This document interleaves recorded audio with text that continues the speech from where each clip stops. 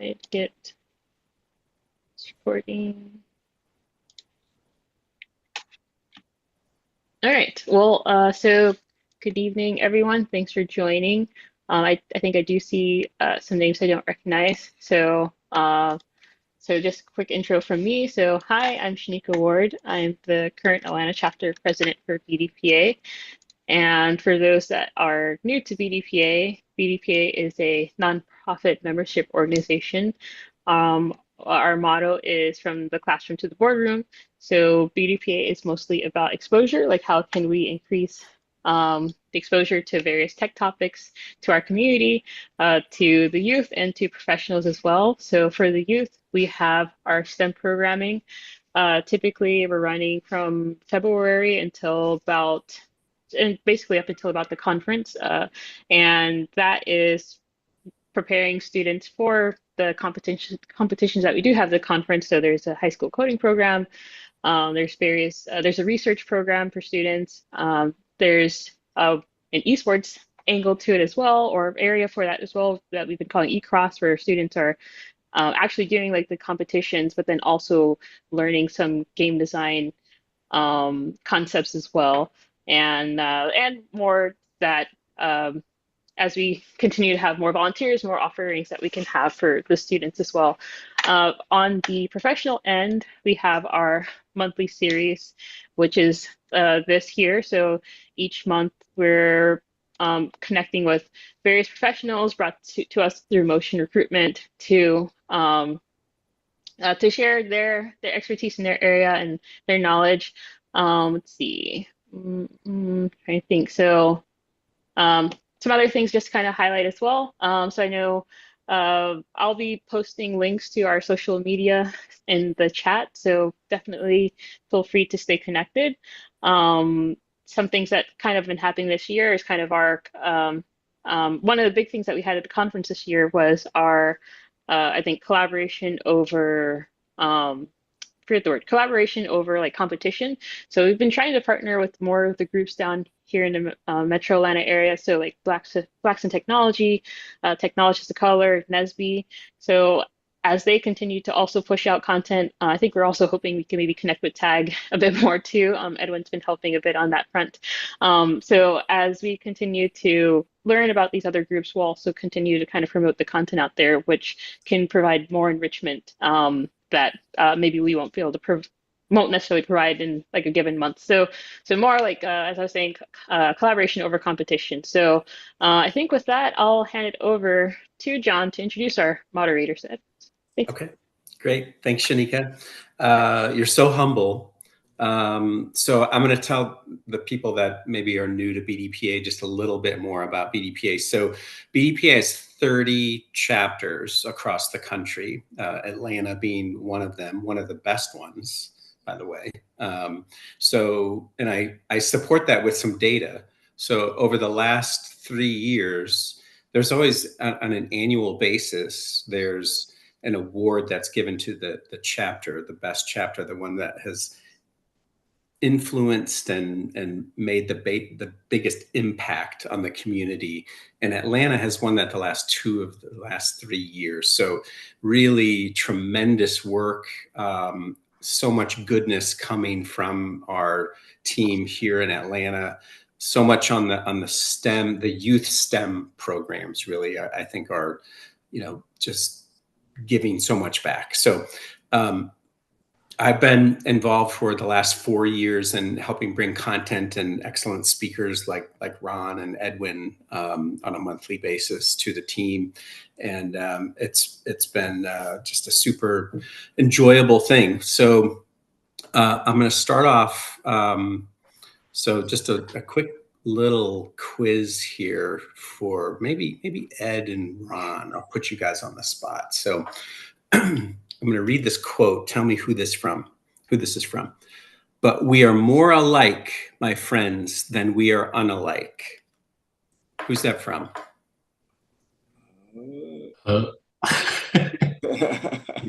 Several people kind of. Yeah. It's from Maya Angelou.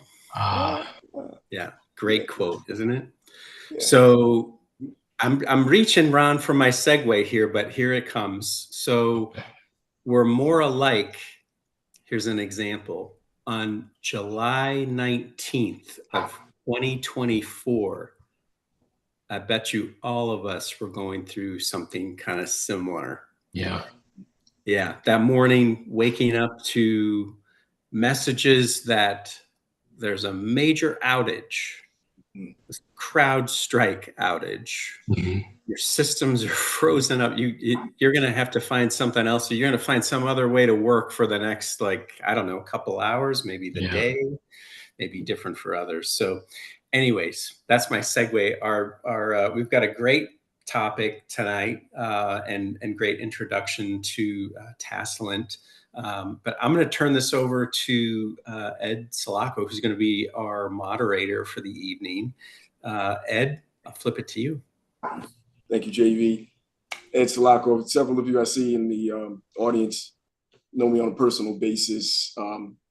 By day, play around with keyboards and screens, right? So solution architecture is one of the hats currently, and do find some time from time to time to volunteer with BDPA, excuse me. And Shanika, yeah, very humble, because if I could do a fraction of what you do, right, we build a great organization. But with that said, thank you for the opportunity. I really want to fade into the background like good technology should, as a technologist myself. And I do want to help make this a strong platform for TASLint AI. Ron Johnson, team, Stephen, Landry, Aaron, I got a chance to speak to you guys in different venues. And what I understand is the discourse here is really leading edge, because you're not just talking about the technology, you're talking about what it means to us, right? You're not hyper-focused on tools, you're hyper-focused on how we can make sense of our world, our work, and really what the future will be. So we got together, we thought that this would be a great topic. JV, John, hats off to you here, because we all did wake up and have real impacts. And if we missed it before we got to work, when we got to work, we felt the impacts. So, right, this was a headline grabber. This was a news cycle. But for some of us in the tech space, this has a long tail. It's a lasting effect. And what better case study to raise, but at the same time, right, highlight some issues. Now we get to talk to deep technologists, experts, and entrepreneurs who represent the mission of BDPA, right? More alike than we are different. So BDPA is based on bringing diversity to enrich this technology domain. So we get to talk to experts who are checking all of these boxes. And I think we'll learn something today. So let's just take a second. Ron and team, please, let's go ahead and introduce yourself. We'll start with you, Ron.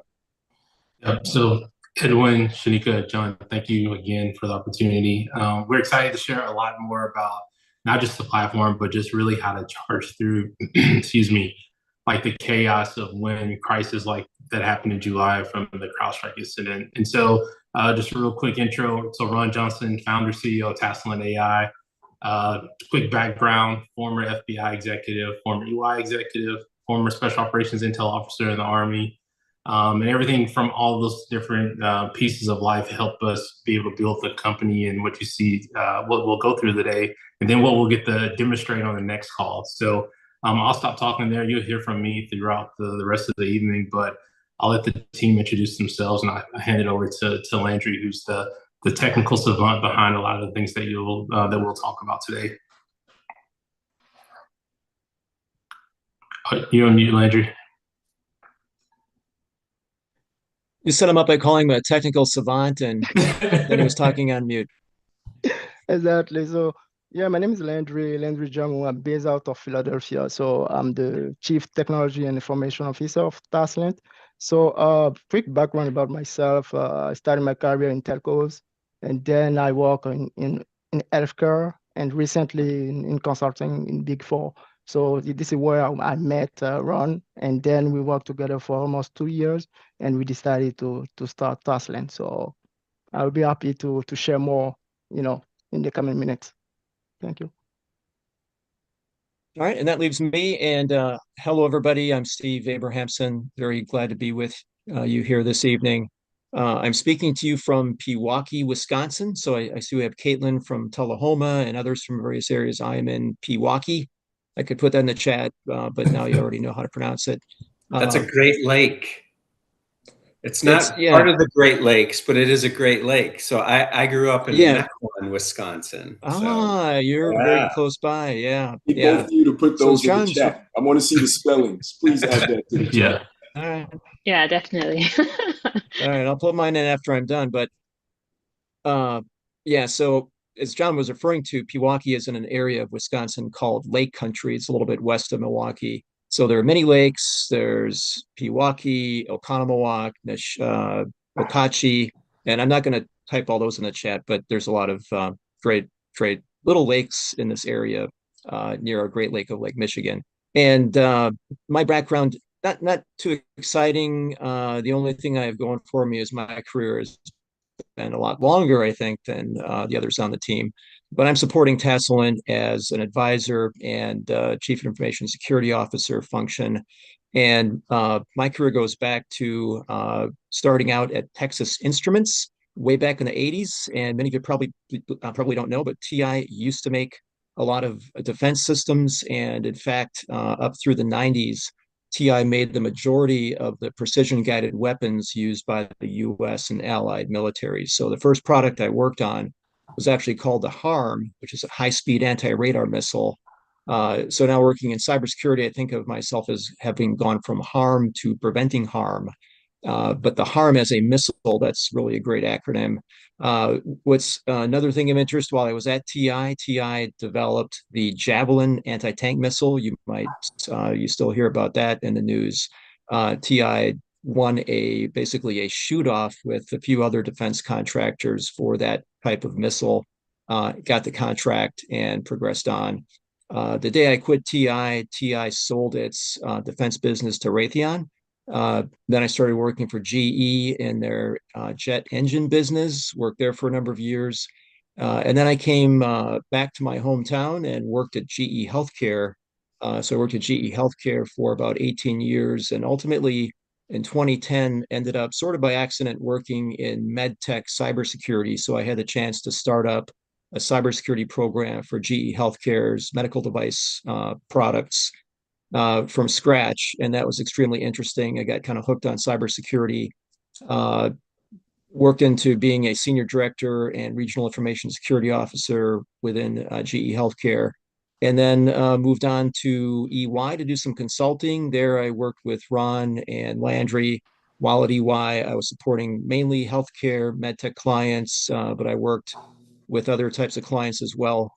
And now I'm semi-retired, but trying to stay involved because I see working in security, cybersecurity in particular, protecting our critical infrastructure as a valuable mission.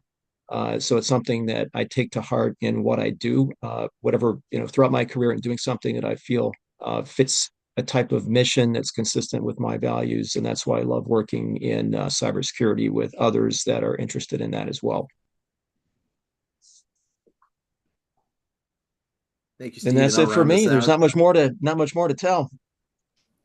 Please tell me that you're a Packer fan, though, at least, Steve. Oh, of course. Yeah. How could I not be? All is right with the world.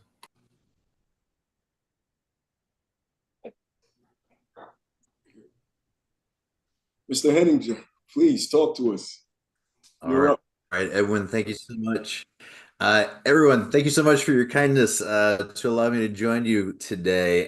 Just to round us out, my background, more than 20 years in strategic communication and business strategy. I refer to it as a salad bar, a la carte set of experiences. So spent time in the Air Force, aerospace and defense, did financial services, business management consulting, and one of the things I'm enjoying working with Tasselin is understanding even deeper the intersections of every single point of our economy and technology, and we're going to talk about that today. So thanks again for having me. Thank you, Aaron. Thank you, team. I think we should just schedule for Q1, Q2 of next year, JV, Shanika, just each of them individual sessions. rich backgrounds. I'm not joking. So, but let's get into it, right? Like here, you guys forming like Voltron, right? Right. This just happens to be, well, you need 5 people, but just happens to be a team here of deep backgrounds, right? You guys span the business, and thank you for laying out, how you got to here, because you got the business backgrounds, but you also got the deep technical background.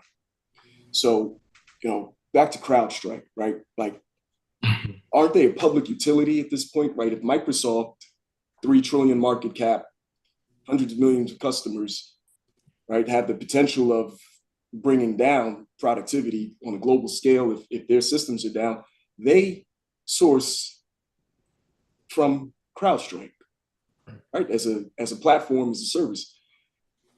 So this cascade of issues happened, right? Delta, it's taking them to court, like this impacted everything.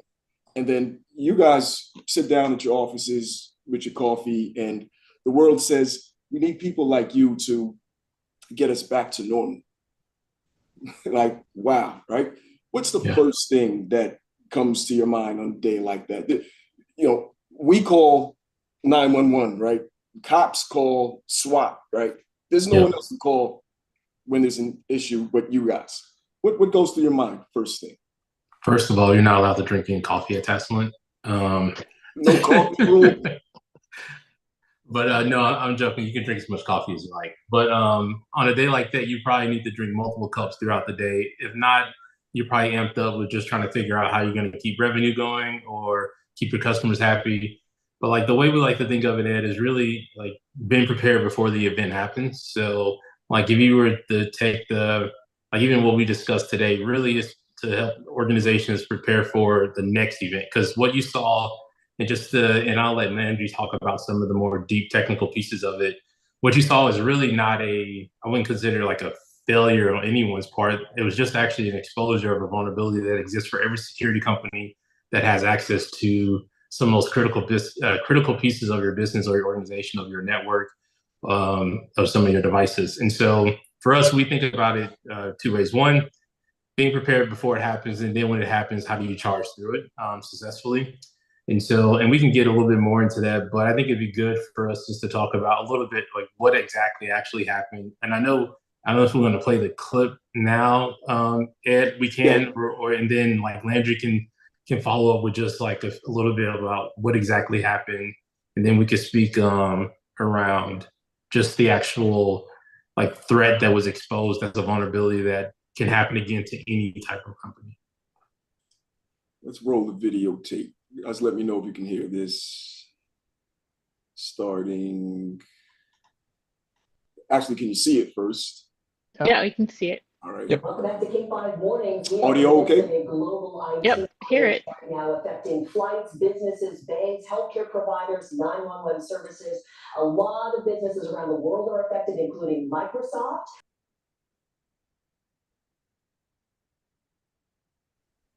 I can't hear anything. Oh, now the sound went away. It's closed captions, so. Oh no, where's that? We can just. I don't think anyone could hear it. Yeah. Yeah, we can stop the video, but yeah, like Landry and I could talk a little bit about it, like about what happened. Oh yeah, sure. So basically, it was like CrowdStrike was pushing out some updates, and they did all the testing, but basically it was like the update was supposed to have an impact on the kernel, and then it was supposed to make it simple. It was supposed to use 20 fields, but instead of using 20 fields, it used the 21st fields. So that's what creating the crash, and you guys saw the blue screen. I mean the screen of the death on all those things. So yeah, that's what happened. Yeah, and then the kernel injury is like what part of that like sits within if you want to talk a little bit about where the kernel sits within like software or on your hardware. Oh yeah, I mean the kernel is kind of the main component when we're talking about the kernel is the main component of the software. This is where everything happen, like multitasking. If probably you have a laptop the lab, you're able to open YouTube, open Word or PowerPoint. All of those multitasking happen at the kernel level. So this is merely like at the heart of the the computer of the operating system. Yeah. Yeah, and so like to Landry's point, most of these security like monitoring, like CrowdStrike and their competitors, was it Palo Alto Networks or all of those, like they're monitoring, they have access to the kernels of all of these like hardware devices, as you can see globally, which is what made the trickling effect happen like so critical. So what Landry was discussing, so there was messages that were sent back, like there was 20 inputs that were, if that's the way I'm saying it correctly, Landry, 20 inputs, and it shot, and the system was looking for 21. And so when it looked for the 21st one, it made the entire system crash. And in reality, or like it traditionally, what would prevent that is basically testing that in the environment before, on multiple different operating systems before you push that out. And so what got exposed from the CrowdStrike incident was really a vulnerability that exists in every security company. So when I look back at it from my like, national security background, to me, that just exposed a huge vulnerability when you look at it from what is the actual threat. And so no longer do I have to have access to like, oh, I need to get like a brute force attack or all these other typical cybersecurity incidents. I could actually go through an insider threat perspective to get access to call something internally from Palo Alto Networks, CrowdStrike, or any of the other smaller companies that are out there that have access to the kernels of those devices. So when we look at it from our standpoint, from a Taslim perspective, that's not something that you could have prevented before it happened or even when it was going on. But what could have been done is like, how do you respond to the incidents and how is your team prepared to be able to do that?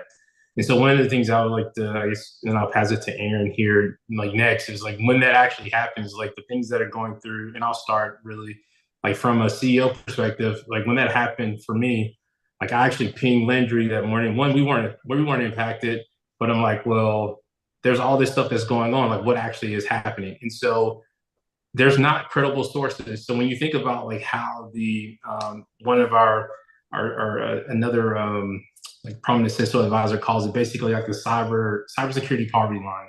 So if you're not a major company, for example, if you're a major company, you get access to high quality level of response. You can call Big Four Consulting, you can call X organization that can show up on your doorstep or get on the phone with you. However, if you're not that billion-dollar super company, like what do you need to do? And so for Tasland, like our goal is basically to empower organizations similar to us as a startup or medium-sized entities to be able to tackle that problem themselves. So for me, as the executive, when a crisis occurs, the CEO is pretty much off somewhere else, basically trying to keep everyone calm, which is a lot of coordination with someone like Aaron, who's like the communications crisis type of response person. So Aaron, I'll pass to you if you want to speak about just like what like steps to take from a communication standpoint. Sure, Ron. And I was going to say, one of the things that I think everyone struggles, and we saw it real time play out, CEOs down to the most junior, newest person in an organization are struggling for data and context in a situation like this. Ron talked about it. Microsoft systems were impacted.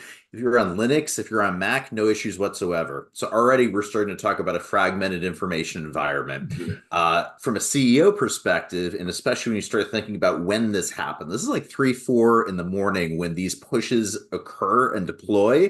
So people are waking up to a crisis. This isn't something that you ease yourself into.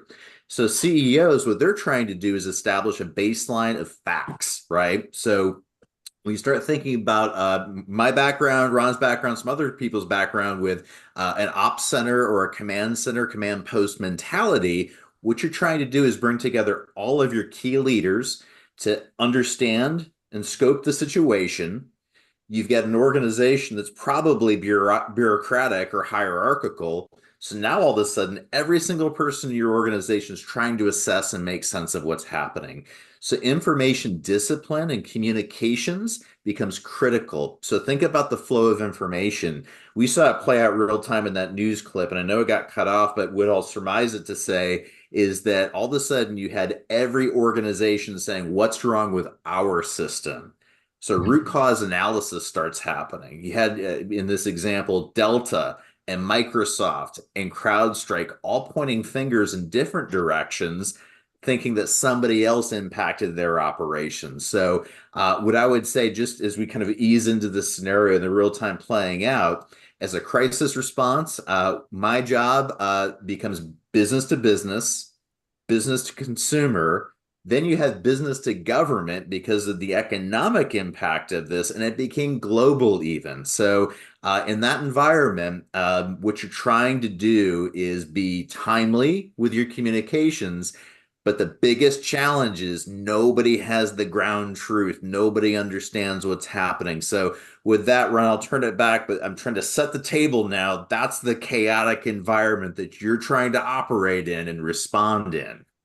Yeah. So we'll play. Go ahead. So here's what I heard, that right, a bleeding edge tech company like yours and a crisis situation dealing with the threat vectors are all tech based, etc. But the initial response was still a very low tech kind of character, leaders, right? Sensibilities of let's stabilize and let's seek truth. Let's organize and get our communication right. Right. So to help with all the tools just exploded and failed us. Let's start with the people part first. Is that how you're approaching your clients in that way, right? Like there's still that basic people part. Right. Yeah. Even like how we built out the company. I know we're going to talk about this on the next call some, but like we call it human in the loop extreme, but right now we're talking about people first, right? Like even from a company standpoint, you still have to, there's no organization without people, right? Like you can have a building, an institution, but still that's made up by people and the culture that you set within there. But to that point, like I think I know we're gonna play pass the baton or hot potato or whatever you want to call it, hackety sack, if for those of us who are old enough to know what that was. But like some of it really, like we going back to the cybersecurity perspective, and Steve, I'll pass to you because I know you worked in big organizations and from a corporate perspective, like from the CISO, like what do you like? I'd love to get your perspective on like how like what Landry and I and Aaron have talked about it as well, like how that looks from the CISOs in the world that were having to deal with that at the time. Yeah, absolutely. And one thing I'll start with is Ron, when you were speaking initially, I think you were a little bit too nice. I would definitely say this was a failure, and perhaps a failure at multiple levels. And in retrospect, that's what organizations have to go back and assess. What I would expect the morning of July 19, when this occurred, most organizations were probably thinking, what's going on and why aren't we better prepared for this? And who's in charge? And that's one of the fundamental aspects of a large organization. As Aaron said, bureaucracies. A symptom of a bureaucratic environment is nobody really is completely in charge of any particular thing. So you're always looking for who is actually going to be in charge of this. And just to back up a few steps, for those that may not be too familiar with the background of the CrowdStrike outage that we're talking about, I think we covered it pretty well. But just to highlight a couple things for emphasis, that this when this hit the news July 19, I remember the first reports are there's major outage. It's affecting airlines and banks and other businesses. My first impression being a cybersecurity guy was this is some type of a major cyber attack. But relatively quickly during the day, it was identified that no, this is not a cyber attack. And then it was attributed to the rollout of an update from CrowdStrike that affected a wide range of Microsoft-based systems. And this was an update to their Falcon endpoint protection system, which is, if you think of endpoint protection, some of you may be familiar with that. but it's an aspect of information and cybersecurity where you have, you might think of it as two layers. The first layer is more like antivirus type protection, where you blacklist known malicious inputs and sites and that type of thing. And then there's more analytic based, which is not quite real time, but they try to make it as real time as possible. And over the years, this has been enhanced with artificial intelligence, probably going back 5 years ago or so.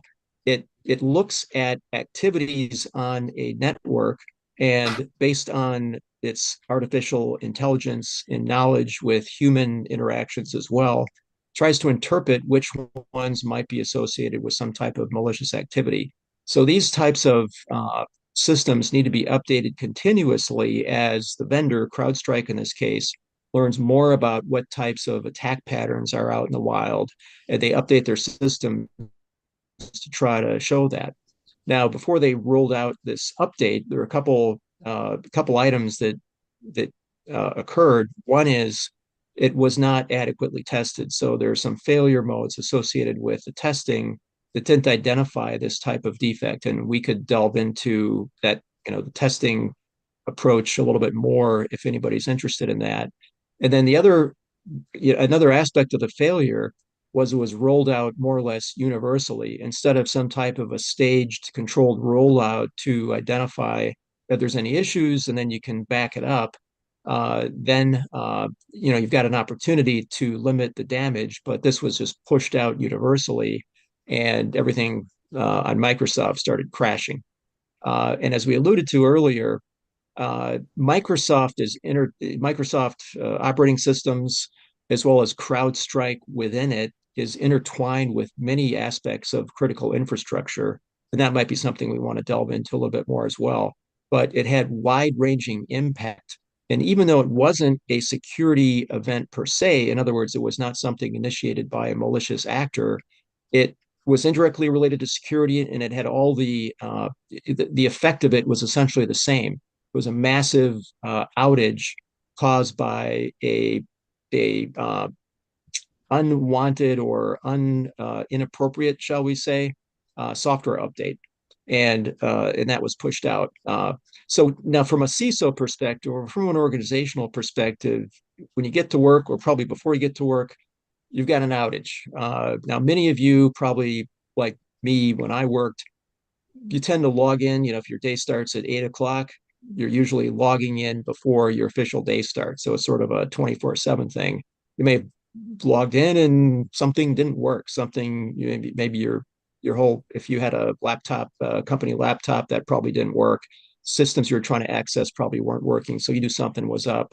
But you're probably getting phone calls. And then you're hoping, there's probably two basic scenarios. One is you have no preparation whatsoever. And I can give you another story maybe a little bit later about an experience similar to this while I was working at GE Healthcare. So one scenario is you've got no preparation, you have no idea what to do, and somebody, just whether it shows up in their org title or org chart, you start calling people and you set up a team to try to work things out, and you hope you have a leader in place that, even though you didn't do the right proactive work, which is what we'll real focus on here tonight, but you figure out how to do things, you get the right people together, and you make things happen. Very, very painful, and you're going to need a lot of that coffee because you're going to be putting in a lot of time to get things back in order. The other basic scenario is you have had preparation. You have a crisis management team set up. You've done some type of exercises. You may not have done an exercise that's completely aligned with what's going on, but you have done an exercise that includes dealing with a major system outage. You have people that have pre-assigned roles that come into play when there's some type of a crisis situation. You kind of go into crisis mode, and you've already defined the protocols for how to deal with that. And as you can imagine, that's a much more favorable situation. It's not going to make things easy, but it's going to make it 10 times easier than the latter situation, than I should say, the former situation where you've got no preparation whatsoever. So the extent to which you've done preparation up front, proactively identified what are some of the major system type failures that you might have to deal with as an organization, and who takes what role and has what responsibilities in the event of some type of a crisis like this. It's going to make your lives a lot easier. And I think that's what we're going to try to focus on tonight. And then the other aspect of proactivity that I'll bring in here is from a technical perspective. So we've been talking about the human element, who does what, and do we have protocols assigned? But part of that proactive planning could also be looking at potential failure modes, such as major system attack or software failure, and how do you mitigate the impact of that? Now, as Ron said, this essentially exposed a major vulnerability where, imagine that I think everybody on here has good jobs. You probably have a lot of stuff in your house. Imagine you have a perfect, ideal security system in your house. You keep all your valuables in there. You've got an incredible security system. And then you're going away for the week and you give the code to your neighbor's kid to come in and feed the cat. Well, you have just created a major security vulnerability within that scenario. So you have to look at how do you mitigate the impact of some type of a failure that you might not anticipate. So do you compartmentalize your systems? Do you allow a third-party vendor to push an update out to everything all at once? You basically are allowing those things to happen. Are you aware of it? And have you considered the impact of some type of a failure? And have you taken appropriate mitigations? So there's a lot of different elements of that to consider, but really we have to focus on the proactive elements. Stephen, two things, and let's start with that proactive piece. So this Tasland AI, you guys walk in, client of different sizes, and you're saying preparing ahead is still, right? There's no magic tool, there's no AI that still prevents us from having to do basic preparation ahead. Do you guys look at the company and say, we recommend here's a plan on a monthly basis, you guys do disaster preparedness drills? Or like, how does that look as you guys approach advising companies on being prepared? Yeah, so the first, like for us, like not so much as physically going into, like we like to start with what we call basically like a low friction access to the platform. And so it all starts with an assessment. So understanding deeply like how the company is structured, what their tech stack looks like, where their risks, where their vulnerabilities, like their head count from a full-time employee, you name it. We build out a few things. One, this really detailed profile of the organization, right? Because we are a responsible AI company, and so like with that, like we're an AI company at the core of a lot of things that we're doing. But AI is really I would call it like a tool that we use, specifically Gen AI, to be able to spit out like high quality recommendations on the back end. So for us, we start with that organizational profile of the company, understand their size, understand where they have risk, but then they go through an even detailed, basically an assessment that's tied to a bunch of national frameworks. A lot of individuals are familiar with National Institute of Standards Technology, like cybersecurity framework, and a list of other ones that I'm not going to geek out on right now. But just consider we have all those on the back end helping build out the platform, but then also is helping us understand intimately your organization. So when something like this happens, the AI agent can make recommendations prior to, but when things are happening, it can spit out scenarios or examples for you. So just to walk you through it even further, once you complete the assessment, you get actionable recommendations, implementation examples, and then you have access to our AI agent, which is, you consider it like a virtual CISO, strategic advisor, whatever hat you want to put on top. His name is Ollie. So yes, not to cut you, Ron, but I wanted to make sure we didn't miss that.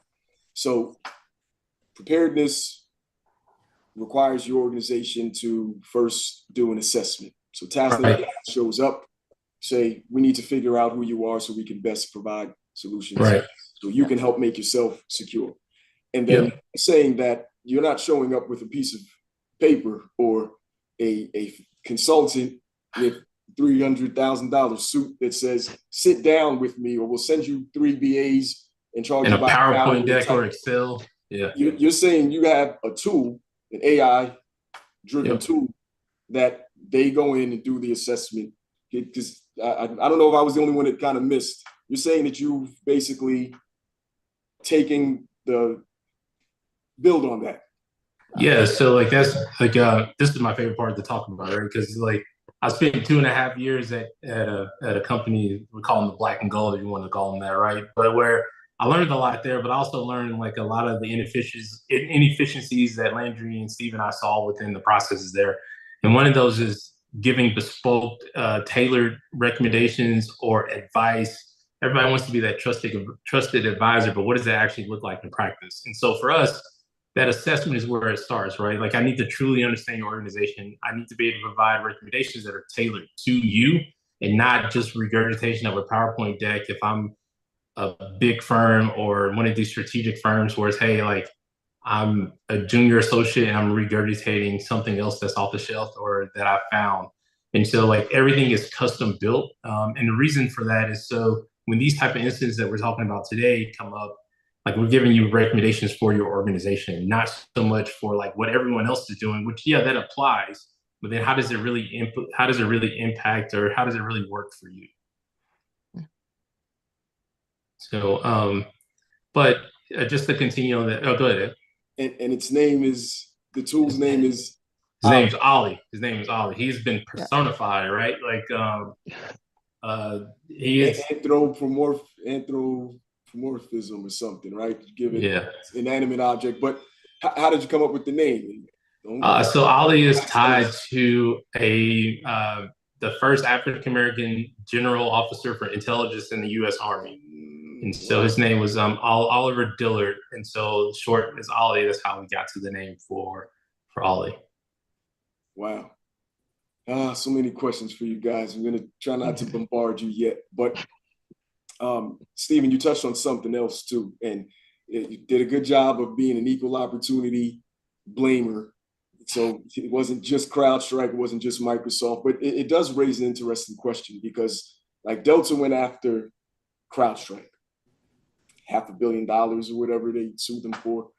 But for some reason, like usually Microsoft was the one going, people know, but Microsoft is the problem.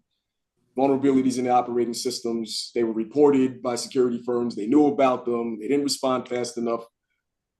Profit motive oftentimes precluded security. But not that we're rating blame, but who's at fault here? Just so, I guess, to help us better tune our focus on identifying root cause or sources of the issues. Was it CrowdStrike because of the things you mentioned, their patching, their rollout strategy, they skipped known good practices? Or was it them building that platform for Microsoft operating systems, which also allowed for that vulnerability to be exploited, where we know you can prevent that in your operating system? Kernel protections and all types of other things, but maybe it wouldn't make it as easy to load your TikTok app if you were to, right? So how do we weigh that? How do we better assess who's really our vulnerable point? If I'm at my own company thinking of choosing tools, should I side-eye both of them or should I more side-eye Microsoft or CrowdStrike? So I'll let Steve go after this. The one thing I do want to highlight, vulnerabilities are endless. And so like what you saw was just a catastrophic, like multi-layered fail, like Steve was saying at the beginning. And so when you look at cybersecurity teams, they're dealing with alerts and vulnerabilities all day. And so like this one just had a cascading effect because there were so many failures along the chain. But I do want to highlight that. So there's no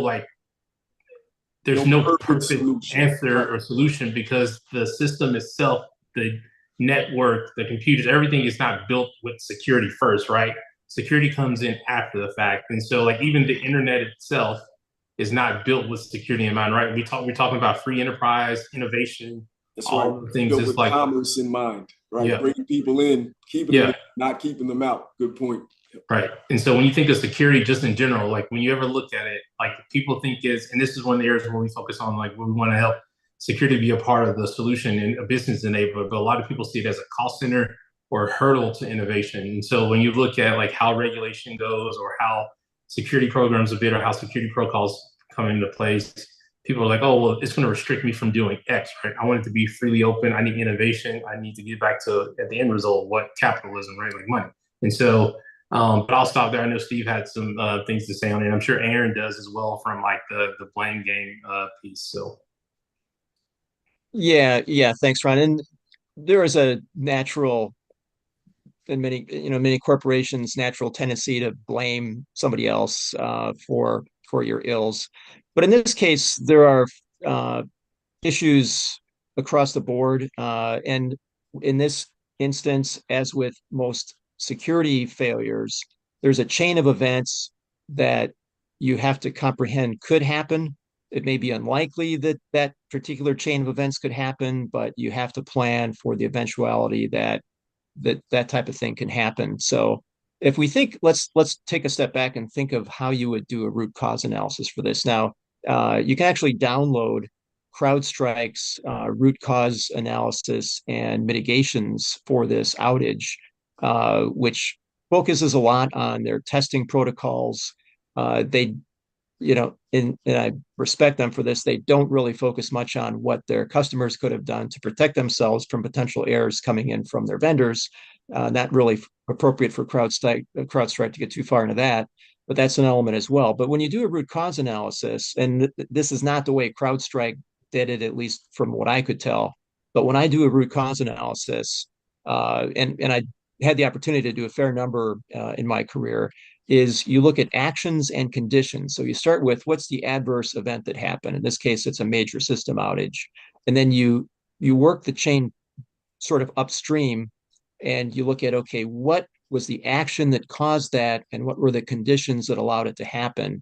And each box from there might have its own root cause analysis. So you're looking for ideally conditions that you can correct or eliminate in order to prevent that failure from happening.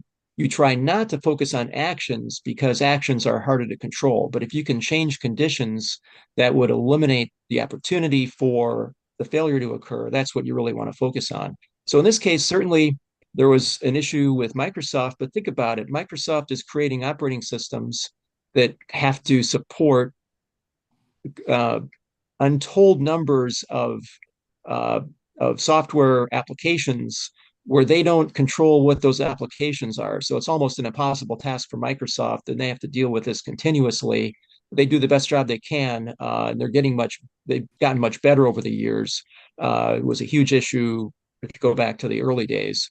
CrowdStrike, yes, certainly they have a lot of responsibility because they pushed something out, did not they don't come out and say this, but it's very likely they did not follow good coding practices. That's typical of a lot of large companies these days. The way they break up their coding between maybe a low-cost center in India, maybe some higher level integration in the United States. I'm not saying that was in play here, but it's likely that had something to do with it. And then they didn't test it adequately. And then Delta or other customers of CrowdStrike, they didn't do the right proactive mitigations where they allowed a single update to crash their entire system. So they needed to look at the potential for something like this to happen and take the appropriate steps proactively to mitigate it. So, the lawsuit will play out based on what was in the contract, and that, there's a lot of legalisms here.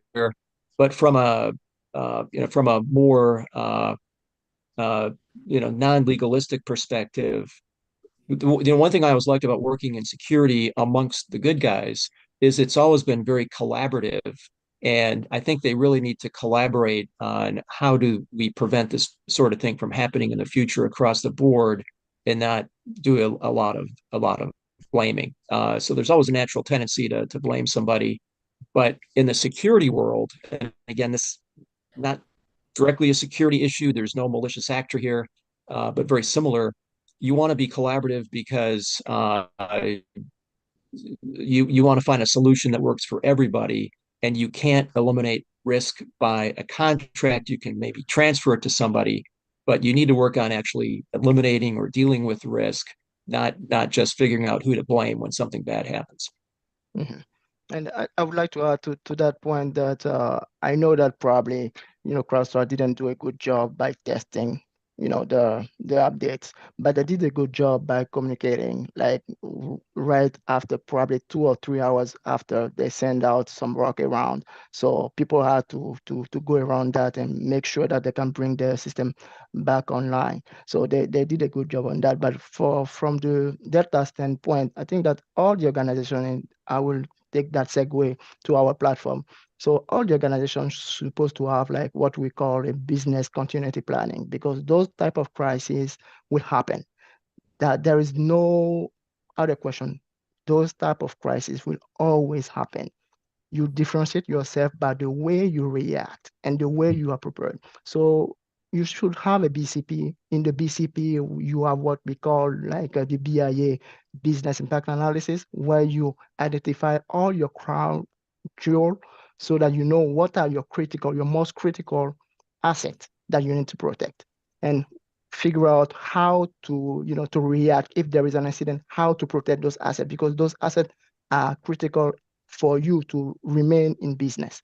So those type of things, I think that most of the companies that stayed out based on, I mean, due to that outage, didn't follow that. And it's not only the fact that you should have a BCP, business continuity planning, but you need to be able to test that. You need to be able to have an exercise, what we call tabletop exercise, every single, I mean, usually we recommend to have like tabletop exercises once every year. But if you want to go further, I would say you need to have those type of exercises every quarter so that you are prepared. You need to be prepared for those type of accident, because they will happen. So with Ali post assessment, right? They did their diligence. They followed the prompts. They worked with Ali, and they come up with a list of recommendations that say business continuity plan. If they didn't have one, build one with the BIA, and tabletop exercise or disaster recovery drills every so often, whether it be quarterly or annually. Ali can give them that nuanced, specific kind of, wow. Yep. And it's tailored and give you and basically to what Landry was talking about, right? Like a shifting to the solution piece of it. Not only prepare you for it, but like run the simulation of if this happened, right? So because of Gen AI on the back end, we can walk you through that scenario. Now that we know that scenario happened before in the past, we can run other catastrophic scenarios within the platform. But then also we talk about like how do you actually respond and give you steps within like for your size of organization, right? Like going back to Ed to the beginning of what we talked about, right? It's always tailored to you. So you're not going to get the same type of response if you're Delta or even CrowdStrike and Delta are two different size companies, right?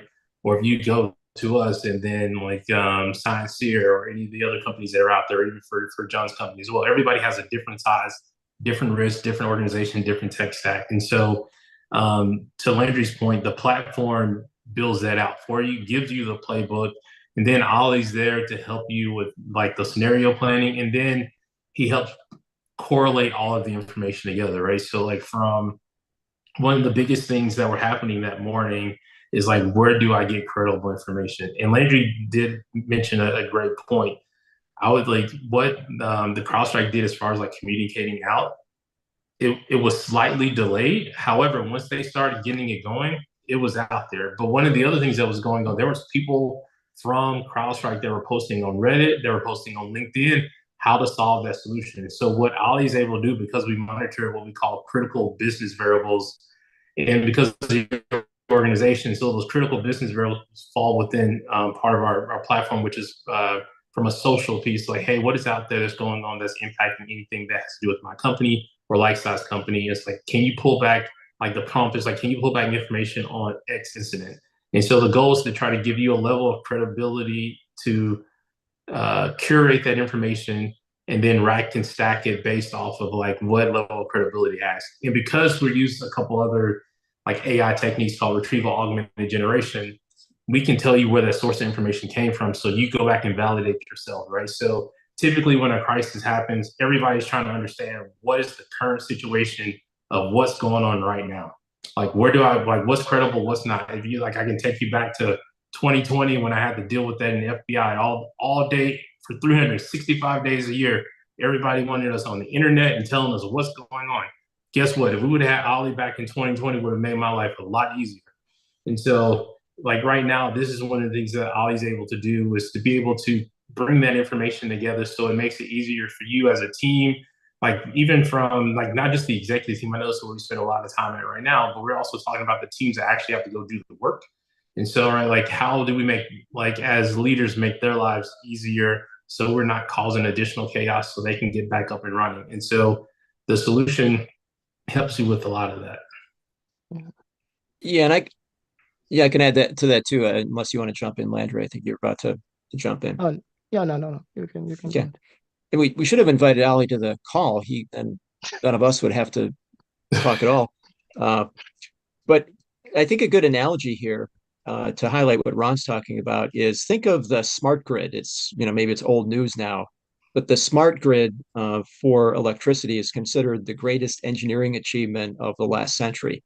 And the way the smart grid developed is in the 60s, 70s, there started to be brownouts and blackouts where there just wasn't enough electricity in the right place to power all the devices that people were plugging in.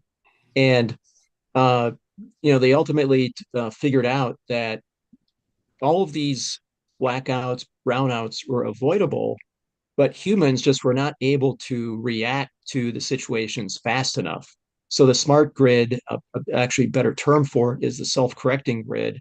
So the smart grid was devised to automatically, if you will, redirect electricity and help prevent blackouts and brownouts, just because humans theoretically could do it, but could not react fast enough. So now when we think about business continuity planning and crisis management and dealing with outages, or just a routine business risk management and identifying where you might have potential issues, there's so much information out there. There's so many different sources of information that it's virtually impossible for a human to keep track of everything and identify what are the patterns that are relevant and what type of actions relevant or need to be taken by my organization, and really comprehend all that. And that's where the artificial intelligence and Ollie comes in, is Ollie can do all of that much faster than actual human beings could do it. So whether you're in a crisis situation, trying to comprehend all the different information that's out there, figure out what's relevant, how that impacts what you're doing, or if it's just more routine, understanding what your capabilities and gaps in capabilities are. There might be some information out there based on some type of cyber incident or some type of threat actor that's been identified, or something that's going on out there that might impact the way that you have assessed a certain risk and might drive you to take a little bit different action. So it just gives you much, much greater capability to react faster and comprehend more information and find those patterns that otherwise might be elusive to a human team that's looking at that. And, when you think about AI, it's all pattern recognition. We seek patterns in information, and the AI is just able to do that much, much faster. I think everyone on this call probably works in that area, is pretty familiar with that, but that's what the big benefit of a system like this would be. Do we have anyone? Well, let me go back. As far as questions for the Tasland AI team, we do have one in the chat. Kelly, do you want to call that question out, or you guys just want to look at it and respond? And then also, is anyone on the call in an AI specific role? Yeah, I can call it out. Just asking, coming from small to mid-level enterprise perspective, what would be the first, say, couple things that teams need to do to help mitigate these type of crashes in the future? Could it be as far as do you recommend diversifying your vendors, for example, that are doing your security, your updates, your protocols, etc., or having an in-depth backup process? What are your recommendations on that? And then how can we leverage AI to assist with that? Again, targeting small and medium-sized enterprises. Yeah. So I think it's twofold. One, as we were discussing at some point throughout the call, I don't. It's hard to prevent everything from happening until like this is something that a lot of us didn't know about was a vulnerability or risk. Like you knew it was because they have access to your system, these security companies. But I think the biggest thing is being prepared of like what it is that you should do when it happens, but then also making sure you do like good cyber hygiene, but good like cybersecurity hygiene overall, right? Making sure you have all the updates pushed to your system. Make sure you understand where the actual keys to get access to. Because the other thing that was happening that day, and Lindsay, you might have to help me like articulate this the right way. A lot of people didn't have access to their pass keys to get back up and running. They didn't know who that because there's a system of like even in medium-sized organizations, like I might not have all the codes to our systems, and we might, from a security standpoint, parcel it out amongst the executive team. So there's not one point of failure there. And so I think one, making sure you do like some of the basic things from a cybersecurity piece, which is make sure you keep things up to date, which is also like a double-edged sword in this situation, right?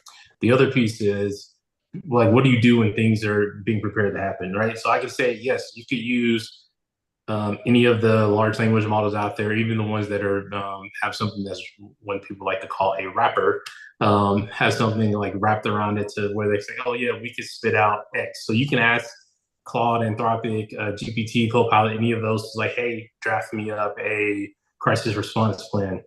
But I will tell you, like, it'll be good the first time you spit it out. But like, I play with those all the time because they're not competition, but we might build something on top of some of those models. But good luck when you start asking it follow up questions. Just like, for example, I was playing with one of them the other day, and it flat out lied to me. Which there's a term that people are starting to say in the industry, which is called BS. And like for the Disney version of this call, like I won't say what that means, but that is like one of the things that happens with the language models, right? So when and we'll get into this somewhat, Ed, I think on some of the future calls, but you can start there. It's a great starting point, but then you need to go and validate that yourself, right? So you can ask it for a business continuity plan or for a crisis response plan for a cybersecurity incident like the CrowdStrike incident, which it should spit you out something that's a good starting point, but you still need to overlay like the human portion of that. So I hope that answers your question a little bit. It does. Thank you. Yeah, I will add to that. I'm sorry. Yeah, go ahead. No, I just wanted to say that to Kelly that the only solution for that is to have our platform reset. You won't have any issue. Landry, so... that is because I mean all those AI things that you will ask won't have the knowledge of your environment, but since we will be doing an assessment, we will be having your client profile. So anything that we will provide you, if we recommend or if only draft a BCP for you, it will be tailored to your environment, to your organization. So yeah, you got everything that you need on the platform. Yeah, the answer is like you're talking to us right now. Yeah. Perfect. Great solution. No, yeah, and actually, I think, not and here, not so just for you talking about your team, but I think a lot of small and mid-sized enterprises don't think of pulling in outside resources, third-party resources, objective resources to help with that planning and processing. Instead, they want to use already dedicated resources, that means in-house, to try to find a solution. So again, thank you for that. Yeah, and to that point, like Kelly, like I think that's where we, like for us, like as we enter into market, is basically not for us physically to be there, but to provide the tool at a way better cost rate of what you would traditionally need to look at for somebody to come and help you with that, right? Like for the four of us to come in and help, like that's astronomically insane for a lot of organizations. Like I can't afford myself most of the time, so like. But the platform itself, like, is at a way more cost effective and value prop in giving you that value. So the goal is to give you the software piece to enable you to be able to make those decisions yourself without having to wait for someone else to come in and tell you. So yeah. Yeah, and I can add a few things to that discussion. And yeah, certainly, like Ron's saying, the scalability up and down of a solution like this is very relevant. Ron and Landry and I used to work at a large consulting company, and I would have occasionally, and our clients were typically Fortune 500 companies, and minimum engagement that I would ever look at would be about 150K and up to millions. And occasionally a smaller company would contact me and say, hey, we're interested in some cybersecurity support. And I would just tell them that you don't want to deal with us. I can recommend maybe some smaller consulting companies that might work with you, but there's no way that you're going to be able to support an engagement from a firm like ours. So it's kind of large, very good service level, but not necessarily scalable down to many companies out there. But one thing I'd look at specifically here too, so of course hindsight's 2020, but a smaller company might be on the receiving end of this. If you're a larger company, you might be on the giving end of this. But part of this is essentially a supply chain issue. So if you have as part of your assessment and analysis, a risk that you would identify is, hey, we have allowed a vendor to access all of our systems and push software updates out to them. How do we control risk? Is there any risk associated with that? Well, yes, there is. And how do we look at the risk, and how do we remediate and or mitigate the risk associated with with that specifically? And I'll give you a good analogy. One thing, when this happened, there was a very small part of me that was happy, because let me tell you something I used to deal with when I worked for a med device manufacturer, and I know Landry did as well, might have experienced this, but there's a highly regulated med device manufacturers are highly regulated by FDA, have to follow a very specific design process. Basically, when you're designing a medical device, you identify the intended uses, what you want it to be used for. Based on that, you define the design specification for the device. Then you actually build it. And then after you build it, you do two types of testing. You do verification and validation. Verification is that you're making sure that what you built matches the spec. And then the validation is making sure that the way that the device works meets your initial user requirements in the actual expected user environment. So you have to go through a very specific design process and make sure that what you build meets the spec and meets your user requirements. If you change anything in the design, you have to completely go through that testing. Well, when security started to be an issue, a lot of our customers started to call and said, hey, I want to run antivirus on my medical device. And the problem with antivirus is it gets updated continuously, and it has the potential to impact the function of a device.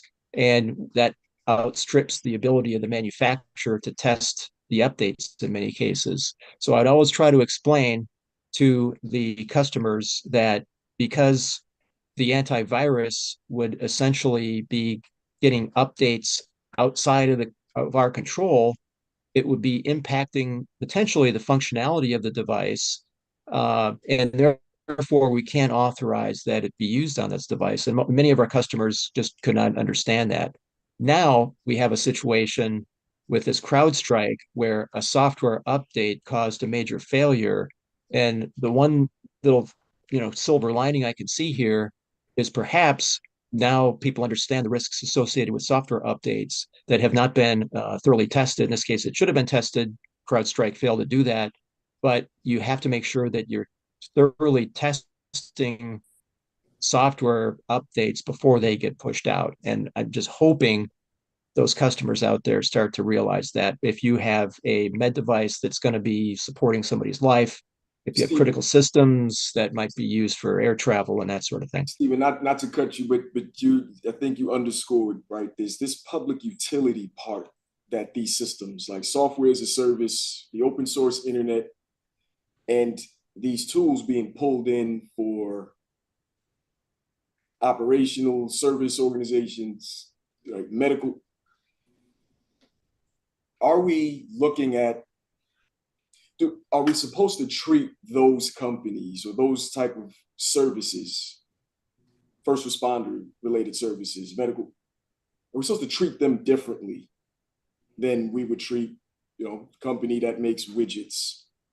that needs to protect their data in their database, right? Should there be a different standard? It's kind of esoteric, but should there be a different compliance standard, software standard, right? You need a certification before you can deploy med tech kind of software solutions for that sector of our society. Yeah. So, and I know, like, I'll jump in on just a little bit, just because I know, like, just to be studious of everyone's time on a Wednesday evening. The answer is yes. So, from a regulation standpoint, and I'm going to give another shameless plug here, right? Medical is like the medical field is highly regulated. There's a lot of compliance, but then there's also like true regulation things that they have to adhere to. And so one of the things within the platform that we're able to do is to monitor those regulations, and then tell you exactly how it's going to impact your organization, and then what parts of your organization is going to impact, and then what steps you need to take in order for you, one, to address it if it is a gap, or one, for you to prepare it. So we track it from, one, the idea, the inception on the floor, if that's at the state, federal, or international level. And then when it does actually get approved, you're either already prepared because you've been on the platform, or on the back end, if it comes out into something new, you take, for example, we're talking med, but the one that came out for cyber is SEC ruling back in, was it 22 or 23?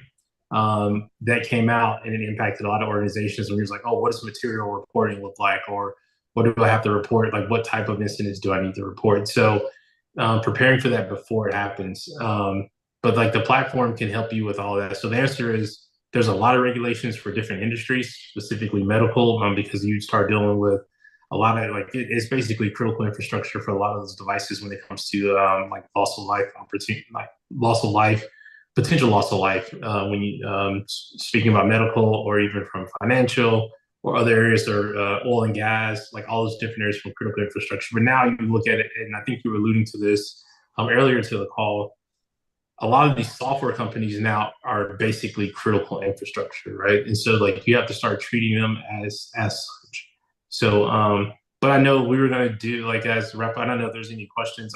I know we could talk like all the way into the evening and probably put all of us to sleep on the call and the people listening in. But I know just to bring it back, just because I know we've already been at it for a little bit over an hour. You know, let's look at questions again. So anybody in AI in the audience, or thinking about getting into or AI or security, or just general questions? I know I have more questions around Ali and some of the behind the curtain at Tasland AI, but please, let's just open up the floor if anybody wants to chime in with a question.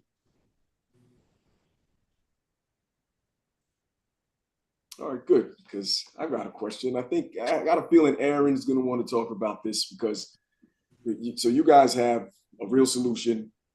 You can help the tech companies become just a little bit better by partnering with you, right? But you've still got to run a tech stack in order to bring this solution forth.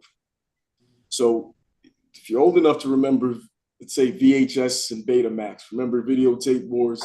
Several of you are not old enough to remember that. But there's always sort of a form factor for emerging technologies. There's a form factor, like we're going to go this way or this, right? What was it? CD, DVD, or Blu-ray, right? There's always a choice. Hydrogen or electric vehicles, blah, blah, blah. So there's open source, and then there's private as far as AI solutions, right? So Meta is going open source with Llama, open source for now. OpenAI was open source, now sort of private, proprietary. Share with us where you guys, or how you bring Ali and Tasland's AI solution. Are you going either or? And then Aaron might advise on, right, there's a cost associated to either. You know, is that a factor in how you chosen your tech solution? Yeah, I'm happy to weigh in on that last part. Ron, did you want to start picking up with the first part there, and then I can swoop in? Yeah. So I think you were asking like how do we pick like from an open source piece or from like off the shelf? So twofold. One is a startup. When we started, we built the minimum viable product on top of GPT-4. I mean, I'm not like super proud of it, but hey, like Microsoft was I guess you call it an early investor into the company, so it allowed us to be able to build that and get to market. But what we built the foundation for is basically for a small language model based built on credible data set from data harvesting. And so just to simplify it even more, we basically go out and collect our own information and then put it in like a validation process so we can get credible output on the back end.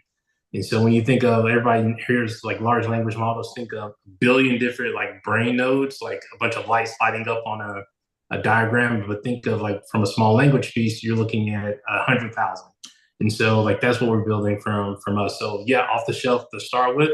But for us to get that to where you can get high quality for us, that's Landry and the team and I basically doing a lot of prompt engineering. So, and I know there was an event where we had recently where someone was like trying to play something chump on me, like, hey, are you using these different type of techniques? But I got backup today if somebody wants to ask those type of questions. But he didn't get invited. He didn't get invited.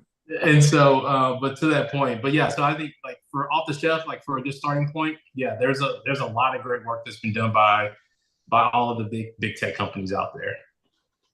Yeah, I'll maybe add to that real quick. So when we think about, and I love analogies, right? I think sometimes it takes very technical things and makes them a little bit more approachable. I always like to think about, if you think about, you need something very specific. So I'll use something from my personal life. A remote for a garage door opener needs a battery, right? Where do you go for that? You could go walk the aisles of a Walmart, hoping, praying, you trip into it, you find the right thing, but you've got millions of items that are designed to appeal to everybody, right? And they may or may not have the thing you want versus going to like battery source. The whole store is built for the one thing that you need that one time. If you think about LLMs and the small language models, what we're doing is we're not trying to be the dollar store or Walmart. We're not your generalist, okay? So we're not going to help you with recipes. We're not going to help you figure out how to plan your road trip. But if you want that expertise built on a foundation of your organization, your unique needs, that's where we come in. So we're a market disruptor. So when we start thinking about the value proposition, a lot of us on this call have worked in consulting. I'm not knocking the industry, but you're looking at a model where there's a lot of overhead and a lot of cost and a lot of generalization. So the critical point here, and I go back to the earlier question about employing AI, what we're able to do by using those small language models built to you and being AI first is give you that blue chip Fortune 50 level of support at a fractional cost point, and it is scalable over time. So if you say, hey, I need more support, it's not adding 5 FTE headcount to a project. It's loading more frameworks or tweaking frameworks or adding more data sets. So as we think about not just today, but the future of this space, that's what we're building for. So there is going to be a place for the general chat GPTs and all of that, but just careful what you get, right? So there's a reason why it's free, right? They want your data and they're trying to train and they're trying to perfect. That's the difference with what we're doing. You guys are sort of agnostic, platform agnostic. So you started out with the GPT paid solution, not open source, but you getting into, when you think about scaling Tasland AI's offering, that may drive you more towards an open source or even a proprietary thing that you guys are creating from scratch. Did I gather that right? Yep. Yeah. So I mean, like, yeah. So we started on what already exists out there in market, just from to build out the initial product. But the goal as we scale, generate revenue, take on investment, is for us to build exactly what Aaron was mentioning from the small language models that tailor to get you that high quality output. And so we built out the data set and the foundation just as we scale and move off of the known large language models.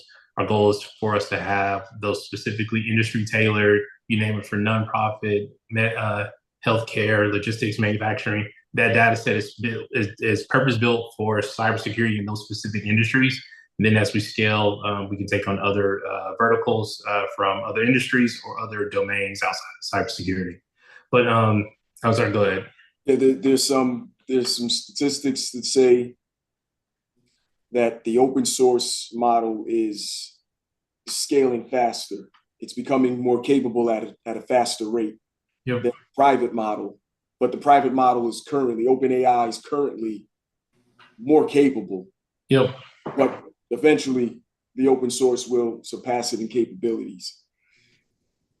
3, 4, 5 years from now, which one wins out?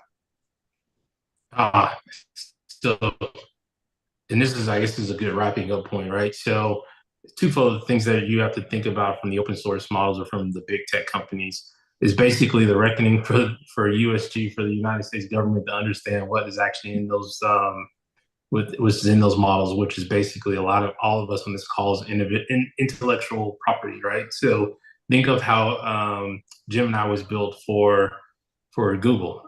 They told you they basically went through and PDF every single YouTube channel that they had at the time when they built that.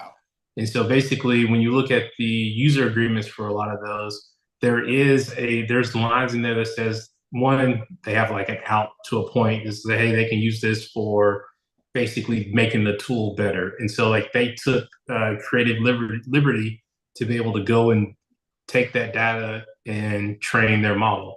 And the same thing goes when you see some of the lawsuits that are out there from the Washington Post or from New York Times that's been suing some of these companies, like, hey, like I didn't approve for you to take all of our, like the writer's information and those articles to use within your model because they weren't compensated for that.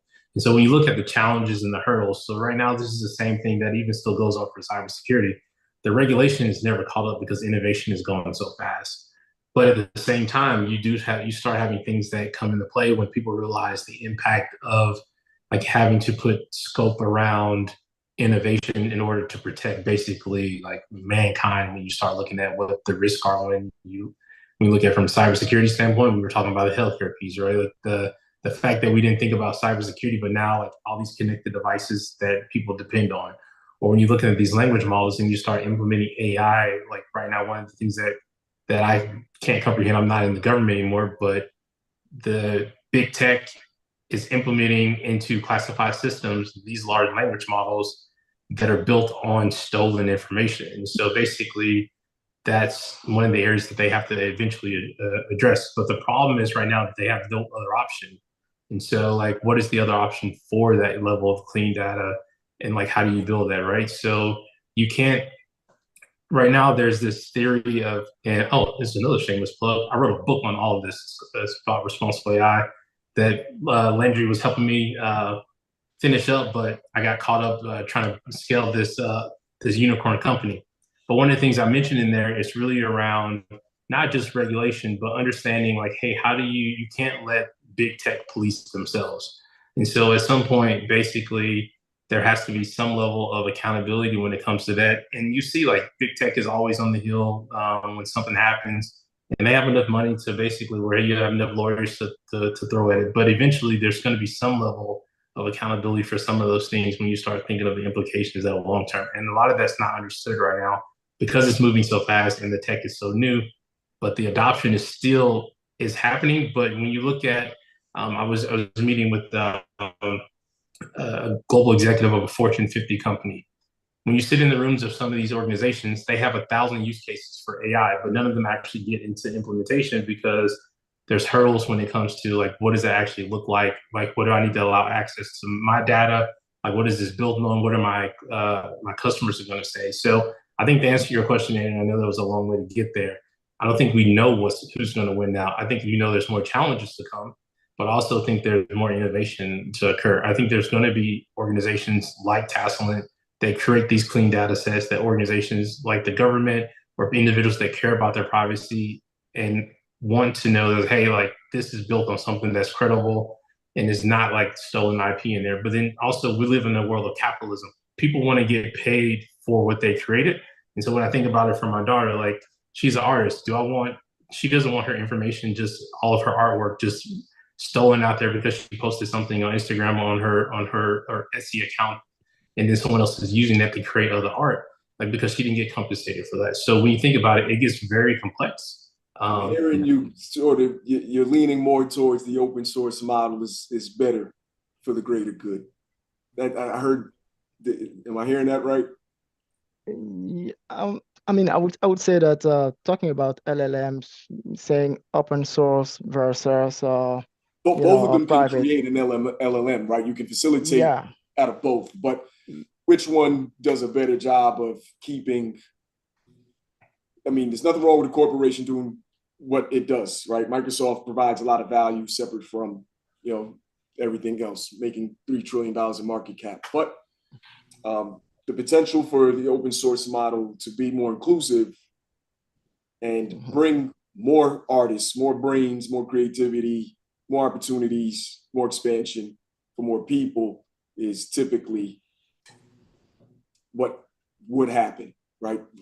Linux is as an example, right? Mm-hmm. But let's do this because you guys know me. We can be here another 2 hours, but we want to see Ali. We want to meet Ali. You want Next to meet month, Ali? Yeah, you can. Next month You can see. is a real demo, right? We get to pull up screens, enterprise applications, talk through scenarios, and you guys show us Ali in a tabletop exercise or similar. But you guys at your fingertips, you've got some pretty compelling stuff. You teased us about it long enough. Someone's got to show us this. Let Ali come out to say hi. Yeah, so like Landry's gonna pull up Ollie, but just like for clarification, like Ollie's the personification of a lot of the back end pieces that are going on to generate the outputs of the platform. But Landry, I'll let you talk really quick, and then we'll pull it down just so we can show a teaser. So yeah, definitely that's the platform. The platform is called Reset, and Ollie is just here, Ollie the AI agent. So let me say hi to Ollie. So yeah, so I will stop there and then see you next month to a real demo about Ollie. Wow. So your clients would get access to that. They'd go in, they'd start to interact, and it would start to step them through. I've lived through an assessment or two, and it was a chunk of money for a lot of time for me and the consultant. Sorry, You're saying my experience would have been just carving out the time I have available to go in and work with Ali, and I would have gotten potentially a better tailor-made assessment. Yep. Yep. Mm-hmm. Yep. So think of it like just to wrap up. The last thing I say, and I wish I would have just dropped the mic on when Aaron was talking there because it was a good wrap up. But like as we go into the next call, the platform itself. So think of Ollie and the generative AI piece on the back end to get you that output. And so like you can interact with Ollie, and there's different versions of Ollie in the platform. But Ollie is giving you basically the output that you're talking about that's higher quality and doing, and we could talk about the databases and some of the high level technical things without giving away trade secrets, right? Of things that we're able to build to give you that high quality output. But Ollie is the personification of the platform itself and gives the platform a voice. There's a more tailored version that we're working on that may or may not be ready for the 2.0 for the next call in a month. However, you'll be able to see what Ollie's able to do at a very high level when we're talking about the recommendations that are tailored for an individual organization. Yeah, love it. Really want to thank you guys. I know it's late, long days. You guys are basically running a startup, right? Many hats, long hours and things. And everyone in the audience, long day at work, and you sat through this dinner time and everything else. This is just amazing. 20 of us coming together for this. Let me please challenge you for one more thing. We have 2 comments, and one came with a couple of questions in the chat. Gray, you want to call it out, or I can read it all for you? With good questions there. Did Gray have to jump? Or? Oh, as far as like no, please, please go ahead and answer that. Thank you, guys. You're doing a great job. Yeah. So as far as trade and then AI stocks and indices. So as far as trade journals, I don't know, Aaron, any recommendations on? I know you and I share a lot of back and forth information on that, and then you could rattle off some of those. Sure. So what we can do also after this call, I'm happy to put together a list of resources, and I think we've got the addresses. So, what we can do is, Edwin, work through you and the team and send that out. The easiest, most accessible ways to learn about this, and believe me, we're all neophytes. This is new stuff, right? Coursera offers many free courses that you can take that are self-paced, and they're free, and they come from top-notch universities, and actually universities represented by some of the people in the leadership team here: MIT, Harvard, Brown. You've also got a lot of podcasts, and interestingly, these are also sponsored by a lot of the companies. So if you think about CrowdStrike, if you think about Microsoft, if you think about IBM, very accessible. They take complex things and break them down. But I would also say, if you haven't done it, and if you use like Google News or anything like that, set yourself up a news alert. If you put in artificial intelligence or SLM or LLM, you will be shocked at the things that start coming across your feed. The last thing I would just say on that, we are at an inflection point in our culture as a society. Everybody on this call, your professional background, your career, where you were sort of the behind the scenes and people making the magic happen, and sort of that, cost center. We heard sort of Ron talk about that at the beginning. If this situation proved anything, you are the business. You are the focal point. You are the strategy. So I would say that if you even have a remote curiosity in this area, you're not behind. It's not too late. Jump into this stuff, start learning, start asking questions, and follow us on LinkedIn. Ron is dropping knowledge daily, just about case studies, insights. He's got a video series. So off the top of my head, those are the quick ones, but we'll follow up with a more, sort of linear list of things that you can link out to. Please add that to the chat. Please add your LinkedIn to the chat, the Taslant AI. Thank you. And I think, was there any other questions? Any other questions? Okay. What were the, was there another one in there, Ed? Did I miss? So far, that's it. Did anyone else have any questions? I have one. So my question is, I'm currently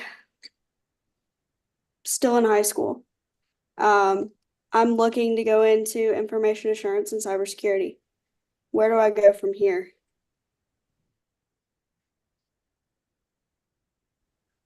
So I can take. I've been talking a lot. I don't know, Landry, if you want to. I think Aaron. Some of what Aaron. Yeah. So I think it's twofold. One, like I know we speak. There's the formal education route, and then there's also certifications. I think there's a mesh between the two.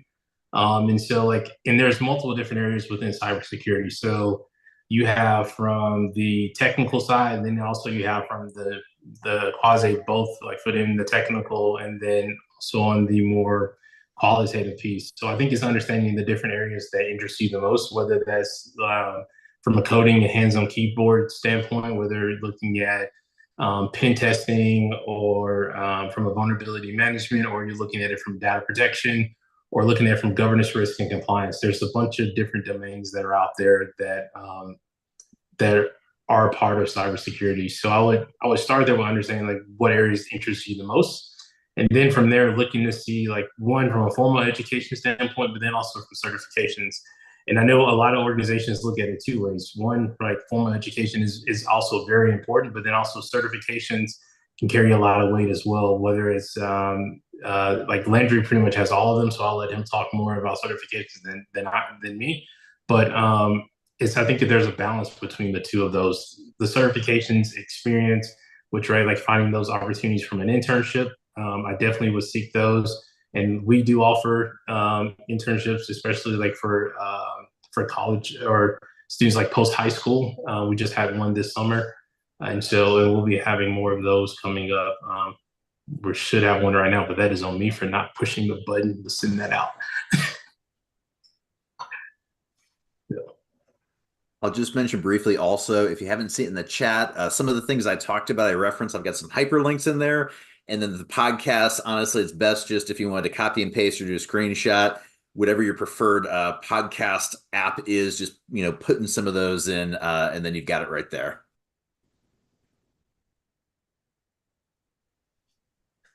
That's rich, very rich content there. Thank you. Any other questions? Ideas, thoughts? Greg was asking about stocks. So I think we're biased because one of our partners is NVIDIA, but NVIDIA just split. And one of the others, like, I can't give like financial advice. It's not like what we do. Safe harbor statement. Yep. The only one I will say is NVIDIA, because NVIDIA is a very strong partner of Tasselent. So what I'll also add too, depending on who you use, and this is not financial advice, but go to your financial. So if you got like a 401k through your employer, a lot of the funds, so like think Fidelity or other people who do like retirement, they have what are called index funds, and they actually have specializations. So you can now look and say, hey, I'm interested in AI. And rather than just picking one thing, they'll look at like established and up and comers, and you might have 20, 30 different companies represented in there. And then you've got someone managing that. So you don't have to do the second by second watching the market go up and down. So if you're interested in that, I would just recommend checking out index funds and then plus AI in your search engine of preference. And you're going to find a wealth of information there. Thank you, Aaron. Before we turn it over to you, Shanika, quick question for the team. Like, Palantir, I'm sure you've got opinions. They're either going to be partners of yours or competitors of yours one day, or both, right? It's Samsung, Apple. They kind of work together and they compete at the same time. But your thoughts, because they kind of do some things in a way kind of similar to what you guys do, but thoughts on Palantir? Yeah. I think that's like more like over, like not on the recorded line, more so. And so, like, I would say, like, from a more of a more professional statement of that is, I don't know if they do something completely different than us. Like, I was aware or a user or attempted user of Palantir, like, through my life in the government, from the military or the FBI. And so I'm like, kudos to them for basically being able to build $1 billion company based off of working with the government. And so, like, I would love to repeat their success from that standpoint. And I think if there is a way for us to partner, whether it's through like some of the data that they have access to, that's where I see the relationship from there. But I do think where we, like, from like our core principles for us, where we differ from a business standpoint is like everything, and you'll see this in a lot of things that Aaron posted, especially if you look at our LinkedIn page, is like we focus on action and results. And so, like, for us, we're looking for tangible results of any of our products that we put out in the market. And so, like, we move beyond theory, and you look at a lot of AI tools out there, a lot of data companies, they're talking about theoretical things that they can move from a thesis and maybe for an opportunity to be able to commercialize that or to make it relevant to their customer base.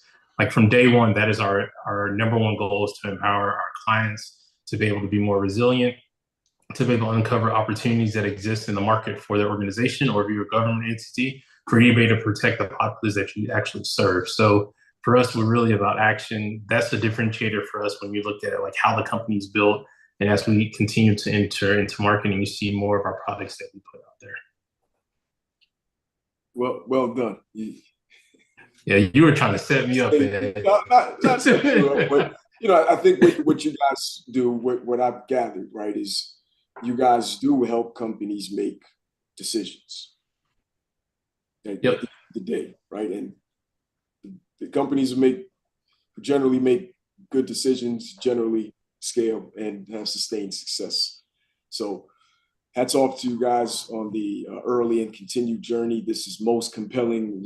Ron knows I'm always asking him questions and wanting just to understand how he's moving a startup, but then you're moving a startup with something that's really cool at the same time, right? You could have started a t-shirt business. Those are viable, right? That would have been a startup, but this is really cool. And I get to always learn from you guys, and it's applicable when I go back and try to help companies in the way that I do. So thanks again. I am looking forward to next month. I'm going to bring some enterprise applications and scenarios and really going to challenge you guys to, help us get smarter about what we do and safer. But thanks again. Really appreciate you and everybody on the call. Invaluable. Thank you. Yep. Thanks. Thank you for the opportunity. So, Shanika. Yep. Sure. Yeah. Thanks again. Thanks everyone for joining. Thanks for moderation, Edwin, and thanks, Tessalent, for joining us. As Edwin was mentioning earlier, our next session will be October 16th, and that will actually be a demo. Like there's a little snippet of that today, so there'll actually be a demo. So any of the questions that maybe you didn't have this evening that you might have next month, we'll have the team here again, so you can kind of drop some questions. Also, I was going to probably drop a link to their LinkedIn page again. Like definitely follow them online. They're always posting content. And as Aaron also shared, maybe I can repost that as well for folks that might have missed. Like if you're trying to just dive more into this area, if that was all good resources. So thanks everyone for your time and hope to see you again next month. And also keep the conversation going online. So thank you. Thank you, Shanika. Thank you, too.